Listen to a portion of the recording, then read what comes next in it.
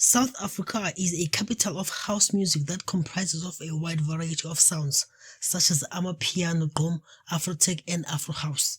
These sounds account for a substantial portion of African dance music. The South African music industry is the fastest growing music market in sub-Saharan Africa, as it saw a 20% revenue increase in 2023, following a 32% rise in 2022. Sub-Saharan Africa's music revenue surged past $100 million for the first time in 2024, with South Africa accounting for a substantial portion of this.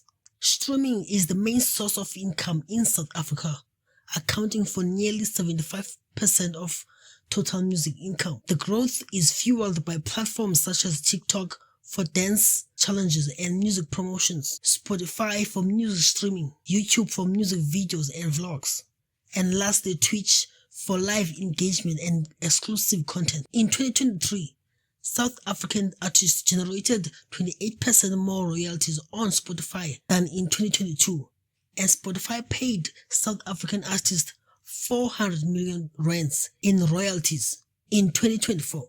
But challenges remain, such as ensuring fair distribution of artist royalties and contractual agreements.